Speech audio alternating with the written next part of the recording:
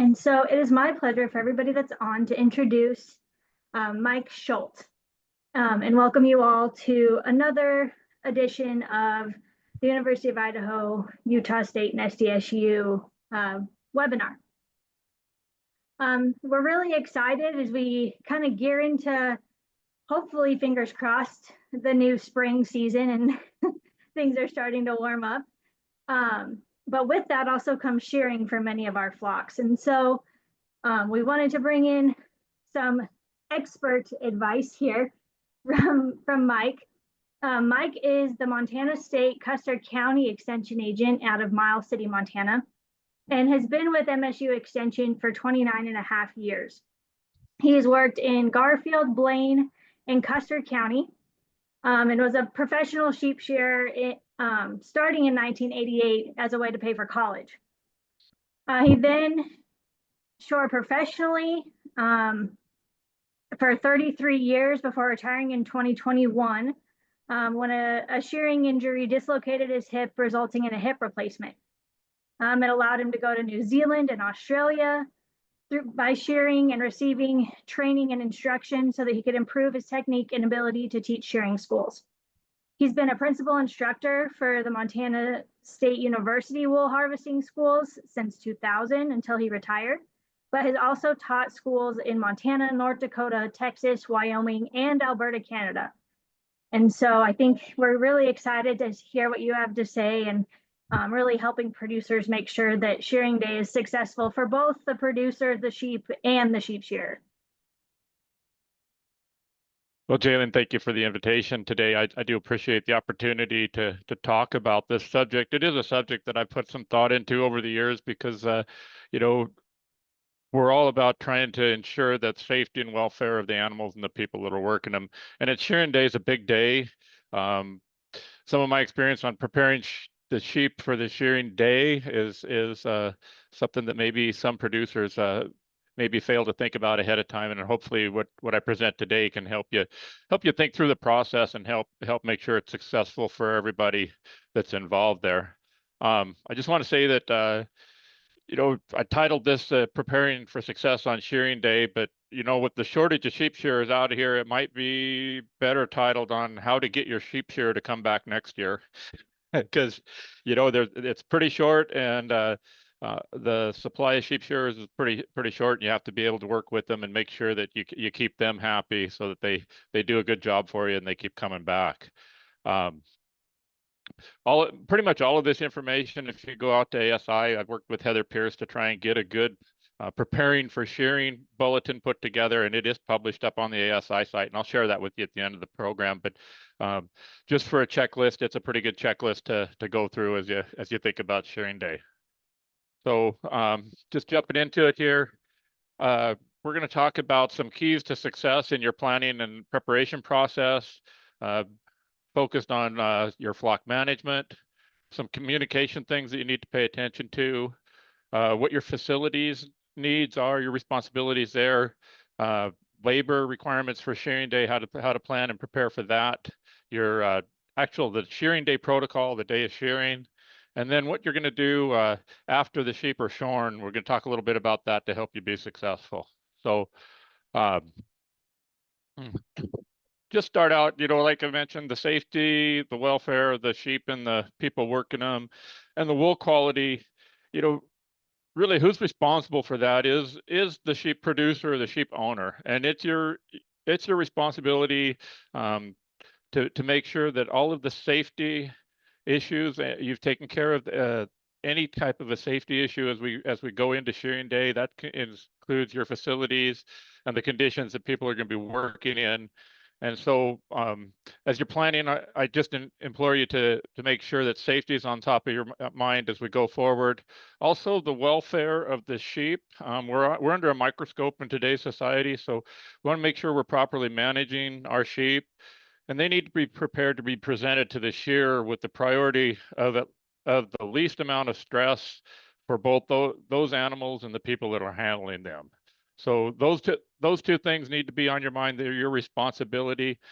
And also, when we talk about wool quality, it's ultimately the producer's responsibility to ensure that they get the wool quality that they desire in their management system, and we'll talk a little bit more about that too. But you can't add value at shearing. You can only preserve the value that the sheep brings to the shearing floor. So the shearer and the wool handling crew can do a great job, but you got to do your job the rest of the year. Like one person always told me, there are no premiums, there's only discounts, and we can certainly find a way to get the discounts. But so as we go forward, we'll start out talking about your flock management, ensuring that you've made some plans in your management situation to determine what the priority is for wool in your management system. You determine this through both, through your breeding, your selection, your culling, your management situation as to what level of priority wool production plays in your operation. And, all of these sheep have wool, and they have to be shorn just from a management standpoint. And my wool buyer always said, all wool has value. You just have to figure out how to get that value. So when wool is a lower priority in your management, it still has to be shorn. You still have some value there. So let's make sure we plan ahead and figure out where that is and how the process that we're going to use at shearing is going to work into that priority for your particular operation.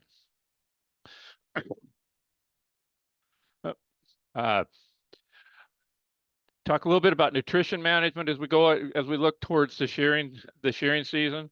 Your sheep need to be presented to the shearer in good shape. You can't make a poor sheep look better by shearing it.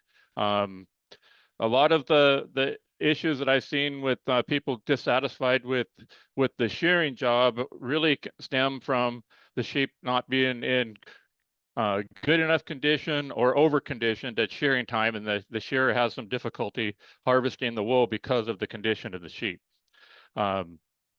Also, when we talk about nutrition management, we all know that shearing is a stress on the sheep, and especially following shearing, we take that wool coat away from them. Their nutritional demands are going to go up by about another third within the next 2 to 3 weeks. So you need to ensure that you have a nutrition management plan in place to pick that sheep back up and those additional nutrition demands that sheep has, especially if those sheep are pregnant ewes. We're going to be moving into a more higher demand time period for lamb production. So don't your nutrition program get behind at this time. And also, as we go towards the shearing season in our area, usually that's closer to lambing time too. You need a preventative health program in place, a vaccination program that you're using throughout the year just to ensure that you have a good healthy flock. I really want to stress the importance of our parasite programs.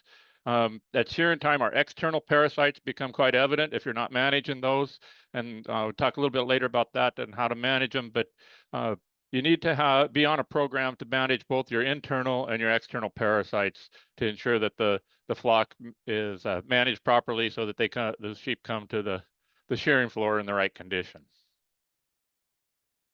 So looking at the timeline as we get ready for shearing time, I like to start 5 months out before shearing, and we all know that 5 months out is usually about the time, if you're a pre-lamb shearing flock, that's about the time you turn your bucks out. And so you need to contact your shearer 5 months out from shearing. If you turn your bucks out, that your lambing date's set and you can't change that. So let's be communicating with the shearer to make sure that they have you on your calendar. Even if it's the same shearer that you used last year, don't assume that they know to come back to your place, that they're putting you on your calendar. Be sure you contact them, especially if you've made a management decision or change and you change your lambing date. The shearer kind of sets his schedule based on all of his customers. And if you've changed your management and your lambing date, he's going to have to figure out how to adjust his schedule to ensure that he comes at the right time.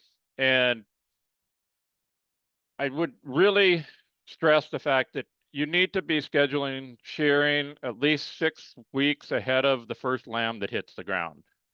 I know that's a little earlier than some people are used to. As our sheep get bigger, as we start managing our sheep more intensively, we see the need to shear just a bit earlier to ensure that those sheep don't have as much stress, and the shearers don't have as much stress on them on shearing day. So if you schedule out 6 weeks prior to the start of lambing, that does give you a couple of weeks before it gets really critical timing to make adjustments in that schedule if you end up with some weather issues or something like that. I would recommend that a sheep does not get shorn within 3 weeks of lambing. It's just too much stress on that ewe. If you end up in that situation, you're probably in a situation where you're going to need to just go ahead and take some belly wool and some crutch wool off and go ahead and lamb them in the wool. You're putting a lot of stress on those ewes, and you're going to impact your lambing as well. So work with your shearer and get that shearing schedule set. Along that same line, when I started 30 years ago, we didn't have cell phones, but today they are the way we communicate. Provide your cell number to the shearer so they can get in touch with you when they need to. Text messages are great when the shearers get busy. They're on the road. They don't always have service, but communicating by text message, most of the shearers are utilizing that as a way to ensure that we have good communication lines open all the time. If things change, anything changes, don't be afraid to give the shearer a call if you have questions about where they're at, whether they're on schedule, questions about how to set up. Just pick up the phone and call and find out for sure. Nobody gets mad if they get an extra phone call, but we certainly get mad if we don't know what's going on. So the other thing you need to do with your shearer is discuss your wool preparation expectations. The day they show up isn't the time to decide that you're going to skirt this year and you never have. So discuss that ahead of time and find out who's going to line up the extra labor, the expertise needed, the classers, and everything else that goes along with your wool preparation. You need to determine who's going to provide the packs and the clips and the wool press and everything else. Just make sure everybody's on the same page to ensure that happens. This is also a good time to talk about the compensation that the shearer is going to need. Talk about that ahead of time, because after the work's done is not the time to start negotiating. So we don't want any surprises on shearing day. So just a quick visit about what it's going to cost for your type of sheep, the size of flock you got, the travel that he's got. Just make sure that you're on the same page with that. It's also a good time 5 months out to go ahead and make sure you take stock of your vaccines and insecticides and order anything that's going to be necessary that you're going to need on shearing day. And this is also, usually this is a time when the wool's getting longer and it's easy to take on some contamination. So just be extra cognizant about how you can reduce wool contamination between that point in time and when that wool is going to get harvested. We want to take any steps we can to make sure that we don't add additional contamination to our wool that would decrease the value. So moving forward, we're going to get up to about 30 days, a month before shearing. This is a time when you want to start looking at the facilities that you have. Pay special attention to, like you see in the picture here, broken or sharp boards, some nails that are maybe out, anything that could damage the sheep or the workers as you're working through your facility. Any gates that are off their hinges, make the repairs at this point in time so that you aren't having to scramble when the shearer arrives to make sure that your facility works. Also think about last time you worked sheep through your facility. If you thought, man, I really need a gate here, or any kind of an improvement that you might make, do that ahead of time and just be prepared to have your facilities in good shape. Take a look at your shearing board or the area where the shearers are going to be working. If you're working inside of your shed or your barn, we want to make sure that it's a clean, flat, dry area for them to set up on. Flat is extremely important. If you think about the shear, if they have to roll that sheep uphill all day long, it's just extra work and it really wears them out. So flat is really important, dry, and we don't want to contaminate the the wool with any additional straw or bedding that might be in that same area. So do contact the shearer, find out what they're going to be bringing to shearing day. You can see in this picture the shearer brought some trip chutes and their own plywood, but you may need to gather up some additional tarps, additional panels to make bins out of to store off-sort fleeces, all of those type of things. Just make sure that you're communicated with your shearer what they're bringing and what you need to provide. If the if they're coming in with a crew with the shearing trailer, you certainly need to think about where you're going to set that trailer up. You want to make sure that they have a flat area to park the trailer, a level area so they can get that thing in there fairly quickly and set up easily. Pay attention to, if you can't back your car trailer into that area, they can't get their trailer in there. So make sure that you clear out snow drifts or feeders or other things that might be in the way of the shearer coming in with their equipment. You want to take a look at your working facility, make sure that it's in, like I say, good repair. Your holding pins and the raceway up to the shearing trailer is appropriate and the right size. You want that to be a good efficient setup so that you can keep the sheep pushed up to the shearing crew. Usually a trailer crew is gonna demand some higher rate of delivery. So you want to make sure that you have that taken care of. One thing that I would ask is that you pay attention to where that wool handling area is going to be outside of the trailer. They're going to put a tarp down there, and a lot of times there's frozen cow pies or rocks or rough area, and that can be a real hazard to the workers out there. So run through there with your blade or your bucket and scrape that off flat so that they have a good safe area to work with.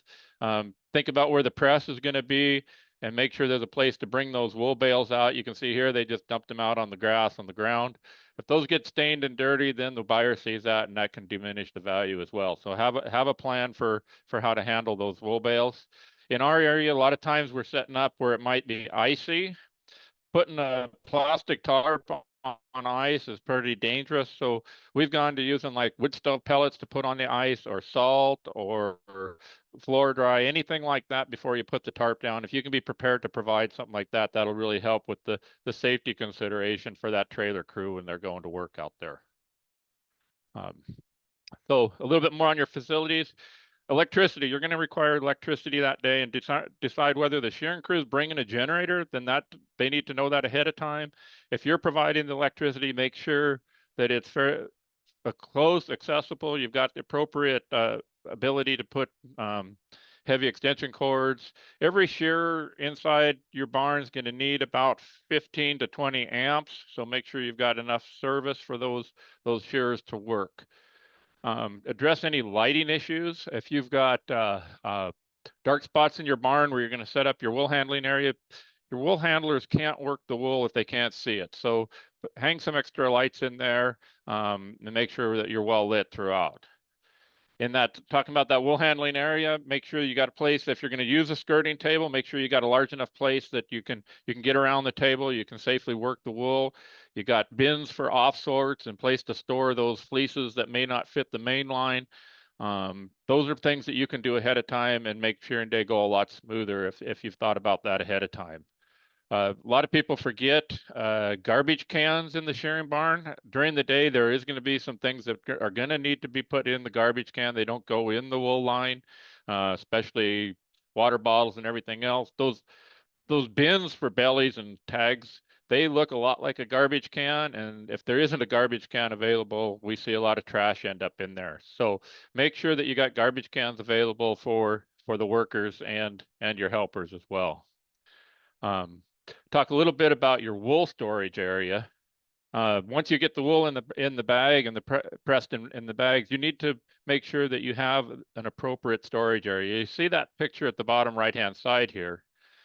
And they did a great job of harvesting that wool. They put it in bales. They finished the bales off nicely. They're nice and square and clean, 450-pound bales. And then they let them sit on a damp concrete floor for about 6 months, and you can see what happened to that wool. lost all of its value just because of the way they stored it. So think ahead. You don't want to put wool on concrete directly. You want to put pallets under it or something like that. Make sure you got a storage area that's dry. It doesn't have leaks in the roof, because water will ruin the wool. You also have on shearing day extra people at your farm. Make sure that you have an area that you've thought through for a break area for when everybody takes a coffee break. Restroom facilities, plan ahead for that. And then also, in case of an injury, you certainly need to have planned ahead to have first aid supplies on hand so that they're readily available in case someone were to get hurt. Um, as you plan and prepare for your shearing day, this is a time when you're obviously going to need some extra help usually. So ahead of time, organize that additional labor. A lot of times it's extra family members or neighbors, people from town. They've not necessarily worked at your place every day or previously, so we're going to have to treat that situation as it is. Just recognize that when you select people to come help, that more people is not necessarily more help, and we've all seen that situation. But we want to ensure that we have people that are going to be able to help the day go smoothly. People that are there to try and help you, and not just there to have the shearing's a fun day, but ensure that we have the workers there. And then we want to make sure that those workers understand that throughout the day that animal and worker safety is the highest priority for the day. We certainly don't want to have any accidents or injuries. Should be a good day, but let's make sure that we keep track of what we're doing. I know there's been days I've gone into the shearing shed where, yeah, it's a fun day when everybody shows up and they roll the keg of beer across the shearing floor at 8:30 in the morning, and everybody kind of forgets about safety and animal welfare at that point in time, and the shearer is the only one left seems like doing the work. So you can have fun at the end of the day that way, but make sure when the work's being done that it's your first priority, and the workers know that as well. You're also going to have an additional need for some food and some snacks throughout the day. Make sure you plan ahead for that. Fluids, make sure everybody stays hydrated. It's hard work sheep, and we want to make sure we planned ahead to meet those needs. I've been to a number of places that we start the day with a group meeting right at the first part of the day, and I think it's a great idea. You get everybody who's going to be doing the work there, you get the duties assigned, outline the expectation, the ground rules for the day, and make sure everybody knows what's happening that day. I would encourage you to also have, when we were in Australia, you see this picture here, every shed that we worked in had an emergency contact placard in the shed. WorkSafe Australia requires that. I think it's a great idea because I don't always know exactly where to tell the 911 people where I'm at when I'm out on the farm. So here you have a lat and long measurement, and anybody can certainly make the phone call if it needs to, and it's right there for them to relay to anybody that might need it. So think about maybe something like that. Hopefully you never need it, but certainly a good idea.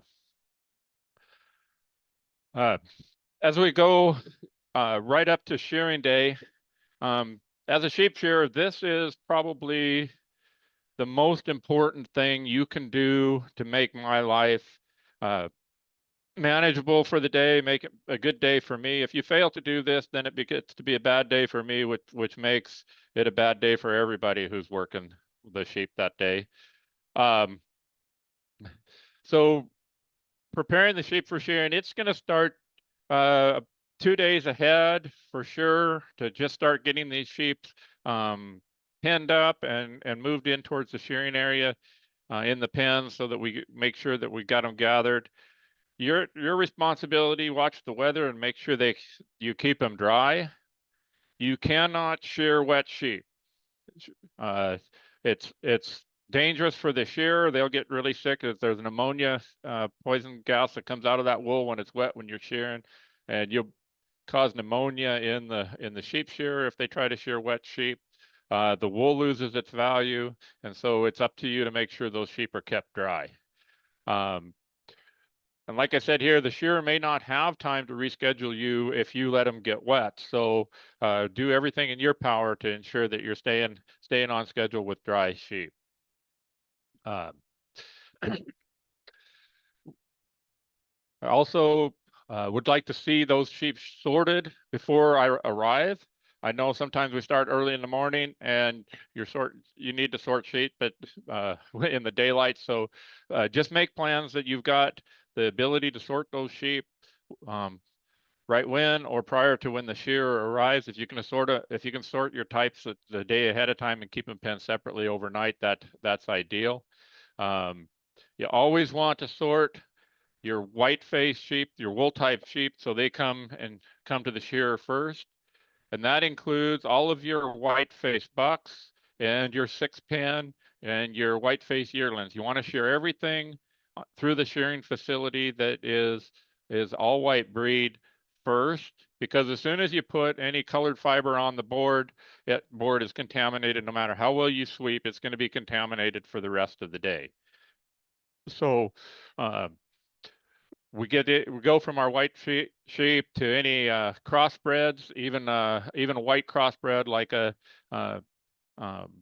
polypay type sheep, which would be a little coarser type than your finer wool sheep. Make sure you sort those to come in next. Then anything with some black fiber, and then if you do have hair sheep or hair sheep crosses that you're going to shear, make sure those are at the very end of the day. Not even a black-faced buck follows a hair sheep into the shed. The shearer doesn't have the ability to sort the sheep once you get them to them on the floor. So make sure that they're sorted ahead of the time before you present them to the shearer. At the bottom here, it says fast your sheep and keep them off of feed and water. This is the most important thing for the shearer. If the shearer has full sheep, it makes their day a lot harder, and it makes it extremely more stressful on the sheep. The welfare of the sheep is compromised if they've got a full rumen. So it's important enough. I went ahead and I blew this slide up. This actually is from research that WorkSafe New Zealand has done, and worldwide they've accepted this as the fasting recommendation for sheep prior to shearing. And it gives you a minimum number of hours without feed and a minimum number without water. ASI for years published the number of 4 to 6 hours. And if you look at this chart, the only thing that we would hold off feed and water for only 6 hours would be lambs that we haven't weaned yet. And I'm not sure anybody in the United States shears any lambs pre-weaning. So I'm not sure where that recommendation applies, but it certainly doesn't apply to our situation, especially farm flock sheep. They tend to hold their gut fill a little longer than range sheep. So we want to make sure that at the very, very minimum, we're going to hold our sheep off both feed and water for 12 hours. And you can see by the chart here that if you've there's many times that we would want them off a full 18 hours before we start shearing. If you think about how it works to shrink your sheep, when you start eliminating the feed and the water from their availability, and this includes straw for bedding, snowbanks to provide water, any feed source, you got to get rid of all of those things for that fasting time to start. And once you start fasting that sheep, you're going to see that body weight decrease at about 1% body weight per hour for the first 4 hours. So the first 4 hours, you're going to take 1% each hour, and then after that, it decreases by about 1/4% for every hour. So if we take that sheep, 180-pound ewe, pregnant ewe, off of feed and water, in 12 hours, we're going to lose about 14.5 pounds of weight off of that sheep. So 14.5 pounds of weight is about a gallon of water and the 5.5 pounds of feed that you're feeding that sheep, like you see in the picture here. So that's 1 day's worth of feed that we're going to be able to shrink out of that sheep. You haven't put that sheep in any kind of nutritional stress, provided she's in good good shape nutritionally, and you're going to take that 14.5 pounds out of that sheep. That's 14.5 pounds on every sheep that shearer doesn't have to handle, which also that's 14.5 pounds of sheep you don't have to wrangle up through the chute either. But if the shearer shears 100 sheep that day, that's 7 tons of animal weight that he doesn't have to handle that day. So it can add up in a hurry. If you leave that in there, that gut fill will sit on the diaphragm when you put that sheep into the shearing position. That causes the sheep to struggle, causes discomfort. You can cause quite a bit of stress on the lambs as we're getting closer to lambing. And the additional struggling, fighting of the shearing process just takes its toll on the whole crew that's working through the shearing process. Also, if you haven't shrunk those sheep correctly, they tend to urinate and defecate on the shearing floor. Remembering that wool quality is the priority of both the producer and the shearing crew as we go into this deal. If you got fecal matter and urine on the shearing floor, that's going to get into the fleece and contaminate the fleece. And so in the 3 minutes you sheared the sheep, you just ruined the whole year's worth of production because you failed to shrink the sheep out. So if you have any questions on that, like I said, that's the most important thing in my mind that you can do to ensure that shearer is going to want to come back to your operation. If you've got your sheep prepared, if shrunk out correctly so that they aren't fighting on the shearing floor, that's going to be a big help. So as we move into shearing day, one thing you want to do is make sure you communicate with the shearers to find out what they need assistance with to help get their equipment set up. Make sure that they are set. They have everything they need to do the job that you've hired them to do. You also want to talk to them about the established what their schedule for the day is going to be, when they're going to want to take their breaks, lunchtime, what the procedure is for emptying the race out. Are they going at break time? Are they going to want you guys to empty the race so no sheep are left up there? Are they going to leave them in there? You're going to want to know what they're going to want to do at lunchtime, or everybody needs to know what the plans are for the meals. You also, if you've got more sheep than they're going to shear in a day, first thing in the morning is a great time to communicate with the shearers to find out how many they're going to be able to do in that particular day, so that morning you can go ahead and get those that aren't going to get shorn that day, get them fed, and then get them back off feed so that they're in the proper condition for shearing the next day. You certainly don't want to hold them off feed till the end of the shearing day, fill them full of feed, and then the next day the shearer is going to have full sheep. So just plan ahead there. On shearing day, you want to really stress that we're going to implore any low stress livestock handling practices that we can. And by that, I mean, we're going to decrease the amount of stress for the stressful day that the sheep has. This is going to equate to a higher quality fleece on the board. And as we look at low stress handling, there's all kinds of different trainings and books published on this, but there's really 3 things that I'm going to emphasize. And the first is livestock working dogs. There's a lot of great dogs out there, and there is a place for them, but this is not a place to bring your trainer dog or the neighbor's trainer dog to come in and, oh, it's a great day to work sheep because I have this good dog. But a lot of times we'll see sheep coming into the shearing area that have been chewed up, they're bloody, their noses are bloody, and we got a dog in the back just working the sheep up, and that causes the tension to go up within that sheep, and they fight a lot more once we get them out on the board. Same goes for hot shots. There is a place for a hot shot. It's not needed very often on shearing day. Sometimes if a sheep would happen to go down in the chute, you can sometimes get them up with a little help from a hot shot. But certainly if you've got a good setup and everything is working like it should, the necessity for a hot shot is pretty low. I don't know how many times at break time I've just gone to the back in the working area when nobody is looking and turned the batteries around in their hot shot so that they have a push stick instead of a hot shot.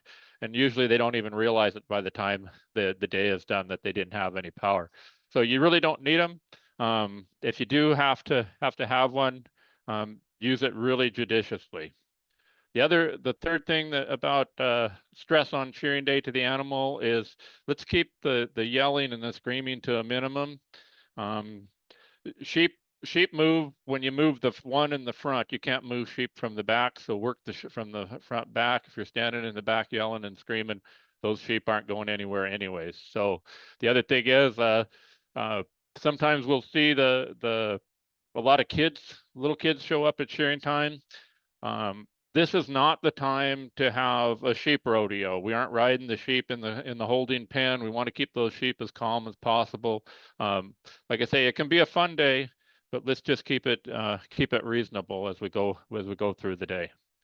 You want to be flexible throughout the day. Things happen, so just be in communication with the shearers if we have breakdowns or issues that need to be addressed. Just be flexible with your ability to work with the folks that you have.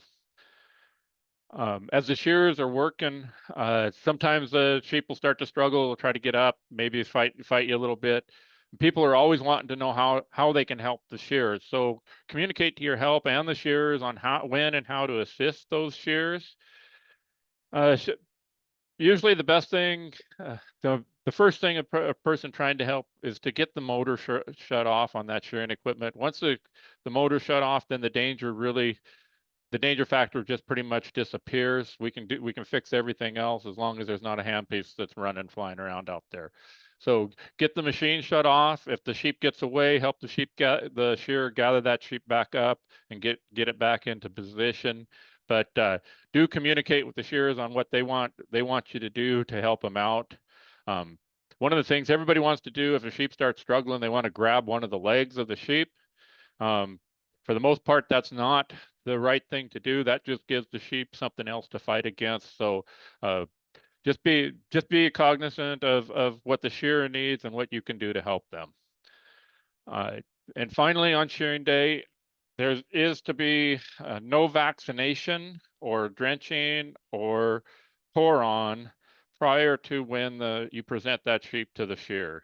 I know a lot of people would like to give the vaccinations in the chute as you're leading them up to the shearer. When you start sticking needles in these sheep, their adrenaline really starts to pump. Some of these drugs are kind of stressful when you give them to them. And that just increases the danger and the stress on both the sheep and the shearer. So if you're going to do vaccinations and pour on and paint brand and all of those things, set yourself up so that you can work those sheep after the wool's been taken off, and don't expect the shearer to hold that sheep for those type of operations. If you look at the picture here, you can see the shearer is just finishing up on the last side, and that sheep is not in a position for that shearer to be able to hold for you to do anything with without having to lift that sheep up. He's already been over. It's just a terrible position for both the shearer and the sheep for you to expect them to do something else. So plan ahead and do your vaccinating after the shearing is done. So just a few basic considerations that I haven't talked about when you're working with sheep shearers. They are kind of a special group, I know, because I am one. But sheep shearers, what to feed them? A lot of people ask, what should we be feeding our sheep shearer? Sheep shearer is when they shear a full 8-hour day, they burn as many calories as a marathon runner does when they run a marathon. So they're looking for a calorie-rich diet and lots of water. As you think about the meals and breaks that you might provide for the shearer, they've got to bend over what they eat. So spicy food, real spicy food like chili, a lot of guys aren't too keen on something like that. They're looking for a real calorie dense type of a thing. Meat and potatoes are always a good thing. Pastas are good. Those are the type of food that they like to see. If you're providing some food for the break, a lot of people like donuts and cookies and those type of things. Those are pretty empty calories for the shearer. And if you put meat and cheese out there at break time. If you've used like a breakfast burrito, we've had that. Just a meat sandwich, all of those things. So you're going to find that the shearers are going to tend towards that, even in the presence of really nice cookies or donuts. So just be aware they're looking for protein and energy, and the sugar is just kind of an empty calorie for them. So if you really want to impress them, and that meat and cheese is really the way to go. Shearers, crew shearers, they normally work in 2-hour runs. So just be aware that every 2 hours or every hour and a half or so, you're going to be taking a break. So it gives everybody a way to plan ahead. They need to take that break time to regenerate a little bit. You also need to know when those shearers want you to bring the bucks. Do they want the bucks first part of the day? Do they want them at the end of the day? Do they want them right after lunch? It depends on, they're just a lot more work, and some of the shearers like them the first of the day when they're fresh. Some people like them at the end of the day because they don't want to get wore out shearing the bucks, but just find out from the shearers what they want and try to accommodate that. Also, when you're going to bring your yearlings or your lambs, take some different equipment, some different shearing equipment to do a good job on those. So if you let the shearers know when you're bringing those, they can plan ahead with their equipment needs. Also on that day, you may want to think ahead to liability considerations. You got a bunch of people working on your farm that don't normally work there. So what about workers' compensation insurance, and what happens if someone gets injured? Just think ahead and find out if the shearers have some liability coverage. Are they exempt from workers' compensation, or how they're set up, so that you don't have any surprises if an injury were to happen.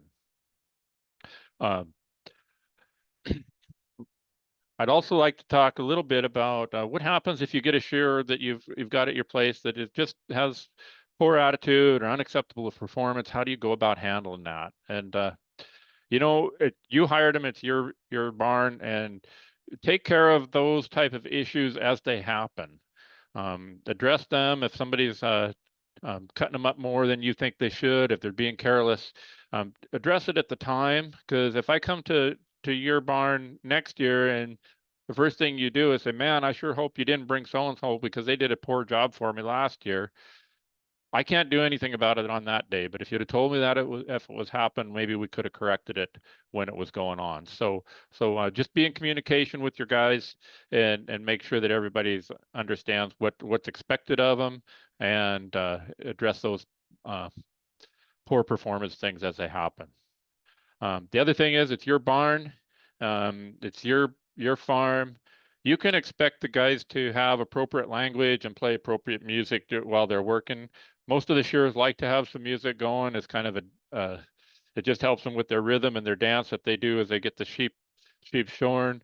But some of them may play a playlist that may not be appropriate for your family, and just let them know that. And we all got a playlist that we can probably pull up that is going to be appropriate, or maybe you play your music for the shearers. So like I say, it's your barn, you run it, and make sure that you're happy with the whole situation as we go forward.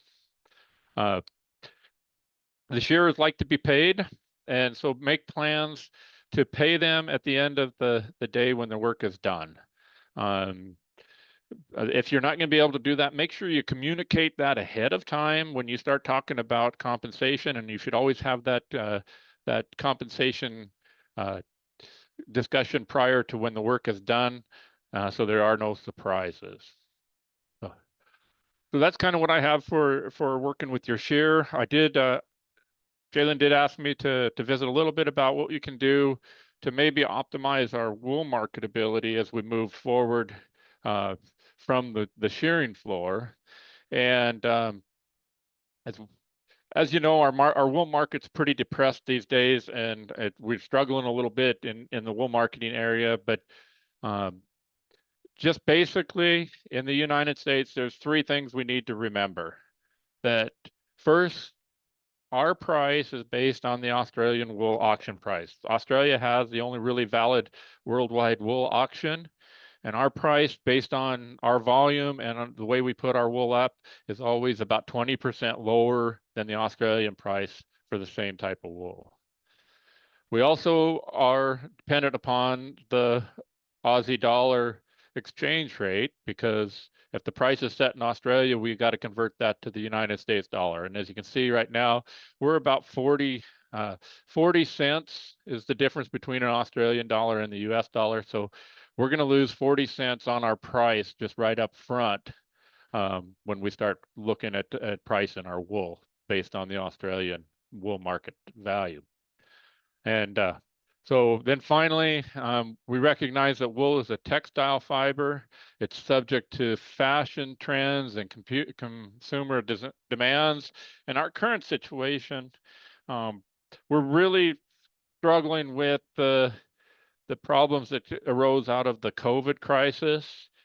China has been our worldwide leader in our market as our customer, and we lost that when COVID came around. So we haven't reestablished a real good replacement market for our China market, and I don't see that happen anytime soon. But our industry is working hard to try and establish different uses for the wool and trying to find value wherever we can. So make sure that you do still put your wool up in good fashion. Make sure that you try and get the value out of the wool that you have for your goal. So certainly we want to take a look at what we can do at shearing time. Number one, I'm going to say just control your kids. Sheep ticks on sheep are one way that you can really reduce the value of your wool, and nobody can do anything at shearing to do that, to take care of that. Sheep kids need to be taken care of. You need to put your pour on within 48 hours after shearing. That's the only time that it really, really works well, the products that we have. So control your kids and make a plan to make sure that you get that done at shearing time. Always sort the bellies and the top knots off of your fleece wool. For the white face wool, you can see in the picture here, the bellies to the right of the handpiece and the top knot to the left. The bellies are aligned in themselves, so they get packaged separately from everything else. Top knots, sweepings, crutchings, tags, all of that can go in the same bag as that top knot there. And then make sure that you don't have any dung balls or anything else like that in your fleece wool as you prepare it. If you're not gonna skirt is a whole nother way to prepare your wool for marketing, but just make sure at the very minimum you take your bellies and your top knots out. If you don't have anything else to do at shearing time, you're standing there, you wonder what to do, just sweep. Always sweep.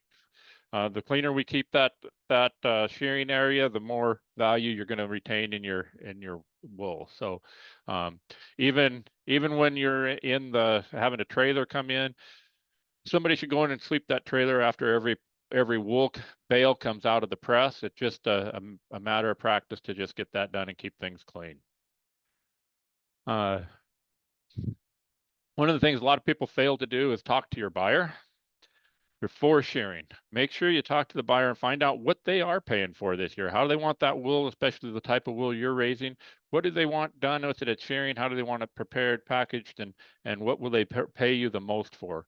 Once you put it in the bag, you can't change it, so you need to know ahead of time. One of the biggest costs we have on our wool crop in the United States is transportation. So it's very important that we make sure we package our wool so we can get it into a shipping container like you see in this picture.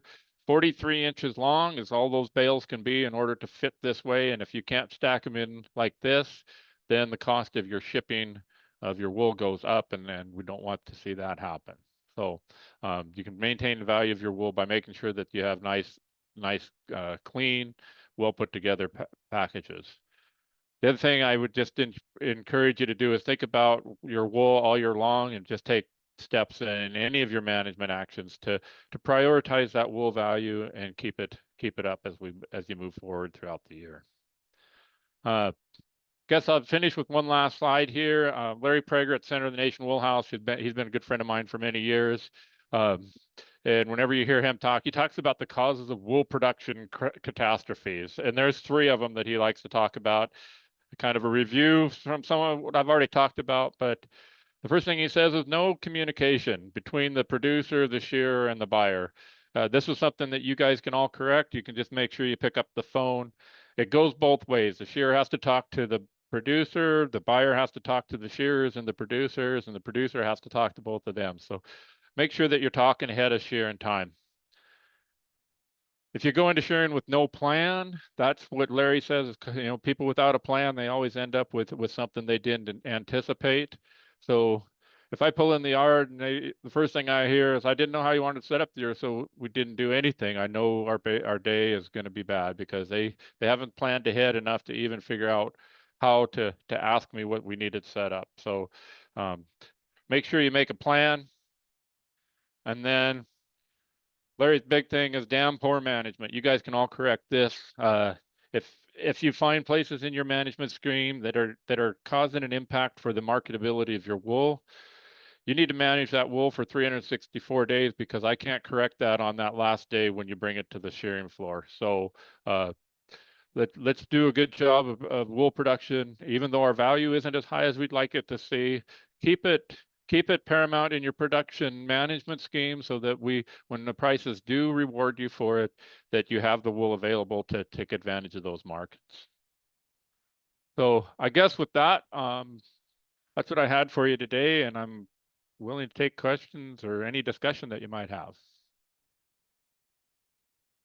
Thanks, Mike. And if anybody has questions, just go ahead and drop those in the Q&A. But thank you so much. I think you provided some really awesome insights, and some of those things that we don't always think about until the day of and go, oh, shoot, I should have done that different. Little pre-planning goes a long ways when you start thinking about this. Yeah, absolutely.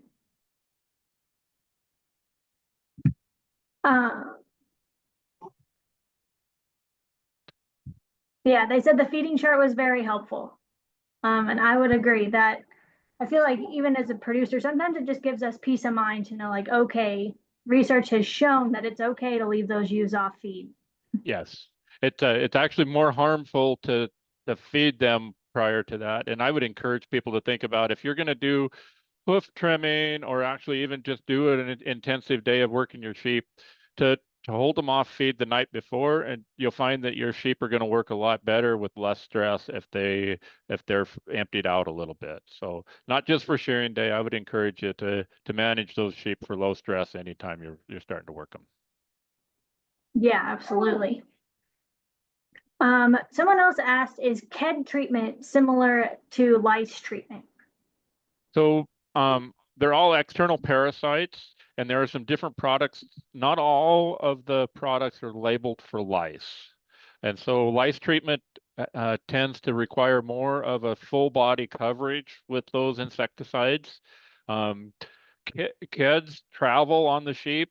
They actually circle the sheep every day. So if you can backline your sheep from the back of between their ears to their tail right after you shear them, then you're going to get really good control of your kids.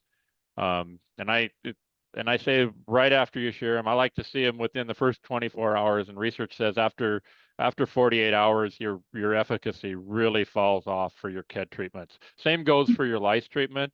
Lice tend to like to live on the lower part of the sheep, the belly and in the armpits and those type of things. So you need a little better coverage, because they don't normally move as much as the KEDs. Once again, I said there's a lot of products out there that aren't labeled for lice, that are labeled for KEDs. So if you do have a lice issue, like the African blue sucking louse, that you need to make sure you have a product that works for that. Work with your veterinarian if you need to have a really good recommendation for that. Yeah, absolutely. Switching gears here a little bit, like especially for people that raise a long wool breed, how do you work with your shear if you're seeing too many double cuts? So in all of the trainings that I have taught, that is one of our goals, is to train the shearers to shear the pattern and keep the machine on the skin as much as they can. There are some longer wool breeds that, especially like the Lincolns, that have a pretty wrinkly skin, that it tends to ride your equipment up, and maybe you see a little more double cut in the fleece than you'd like to see. As far as how do you correct a shear that's maybe double cutting your wool a little bit more than you would like to see, um, probably going to encourage them to maybe attend some more training and learn some better skill, work on their pattern and their skill. It shearing efficiently and on the skin it takes practice and skill. So uh, I don't think that anybody on purpose tends to try to double cut the fleece, but just communicate to your shearer that it's important to you that the fleece comes off in one piece, and that you don't care, if they have to slow down, take their time, be a little more cognizant. That might be something that you can communicate to your shearer. Yeah, absolutely. There's another question about like blanketed or jacketed sheep and how blanketing those ewes impacts shearing.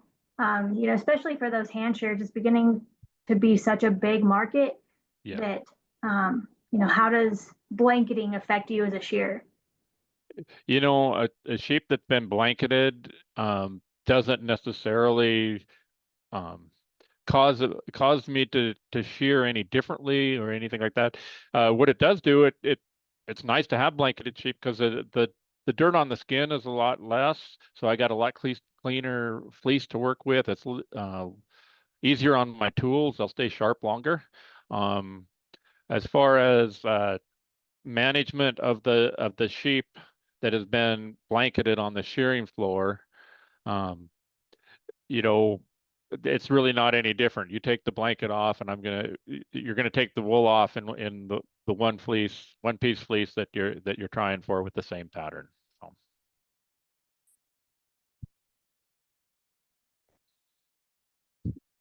Um, Switching gears a little bit here, Mike, or I guess any of us on, you guys know of any wool processors or anybody specializing in refining lanolin? I can't think of any. I just don't know of anybody that's a small cottage industry type thing that's trying to refine lanolin out of their wool. Um, you know, Mountain Meadows down here at Buffalo, Wyoming, they do quite a bit of processing, but I know he's not salvaging the lanolin out of that, and that's as big a cottage processor we have in the region. So I just don't know of anybody doing that. I agree with you, Mike. I've talked to several, kind of micro mills or cottage type mills, and even though people would like to explore that, I just don't think that there's a good economical way to do it, or it hasn't been refined on how to do it. And honestly, I don't know what kind of, even if you could process only a couple fleeces a day, I'm not sure what quantity of lanolin, like if it would even be usable. I think it's something to explore, but you're right. I don't know of anyone doing it except really large scale scouring operations.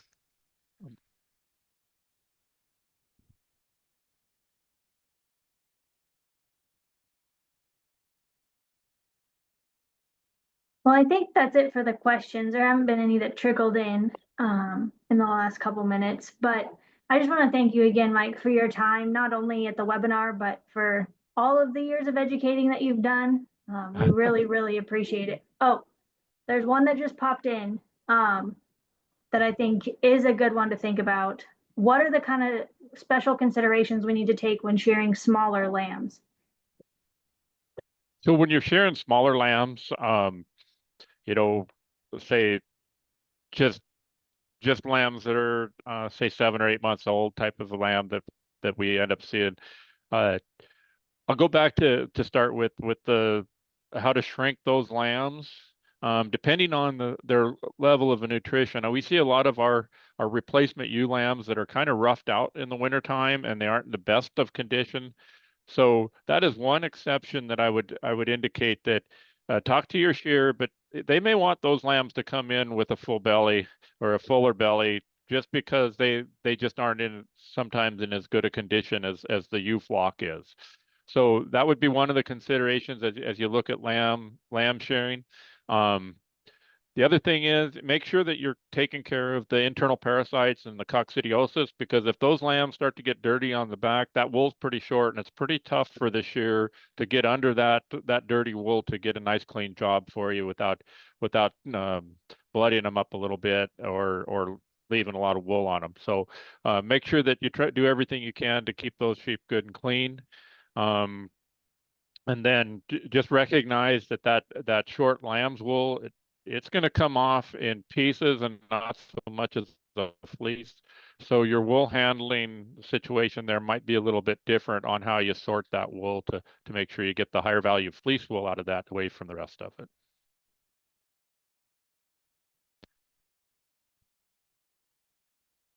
Yeah, I one think that's a comment. really, oh, go ahead, Mike.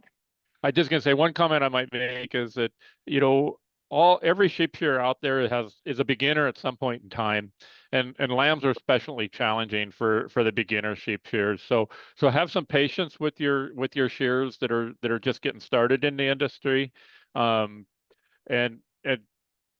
try and help them out as much, encourage them, try and help them out as much as you can.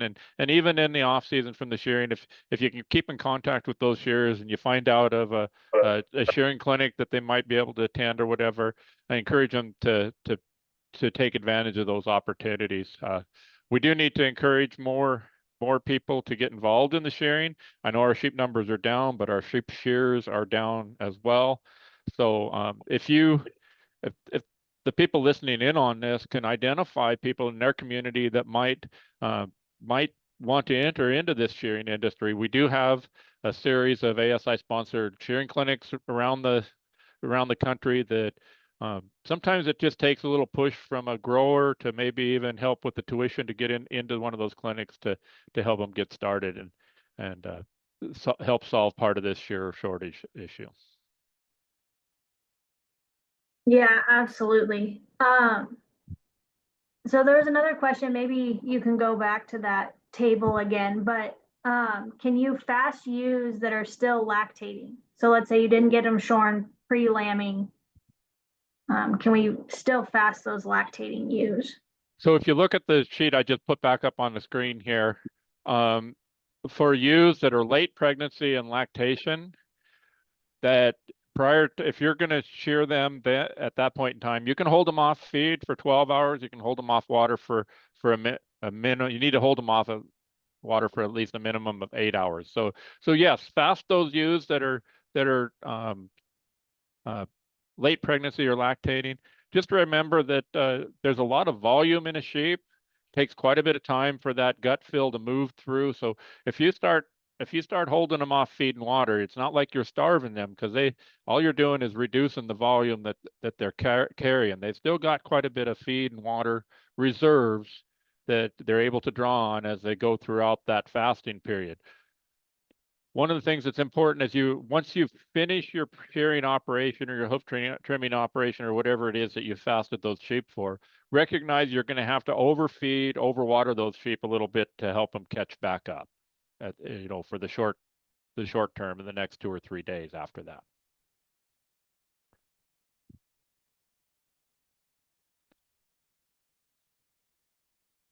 There's another question on do we use the same guidelines for fiber goats? I don't know that it was ever part of the research that they did in at WorkSafe New Zealand to apply this to goats, because there's just not a population there. But they're the same ruminant animal with the same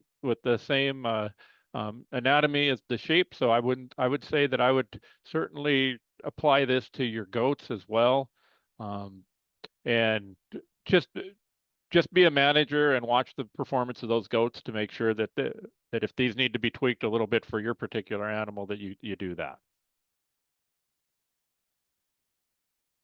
Can you address some of the newer markets that are being explored, especially for some of our lower quality wool?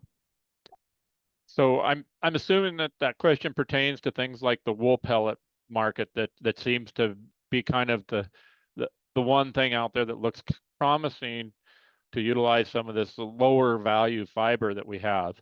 I think it's got promise. I did tour the the small wool pellet mill in Utah last year, and I see that there's quite a bit of a promise to be able to convert some of this wool into an easily applied fertilizer product. It's never going to be a solution to our high value wool, but it is an opportunity to maybe provide some value to these things that have no value at the current time. We're still looking for, and at Montana State University, we're looking for some funding and trying to get started on finding some commercial sized pelleting processes that we can actually take care of a larger volume of wool to try and get it out. Basically, we need to get this wool out of the supply chain so that we can move forward with the rest of the wool that we're producing. So I think there's opportunity. Jalen, unless you've got a different product out there that I should be addressing, I'm not sure. I think that's, oh, go ahead, Jen. I think that's exactly it, right? Just looking for some of those additional things. Wool pellets is popping up, but I mean, I know there's a lot of people doing wool mulch work too, and things like that. And so, but I completely agree with you, and I think ASI, I can't speak for them, but an answer to increase value in the wool is not always going to be in a cheap alternative. We do need to find a high value product for some of this wool. So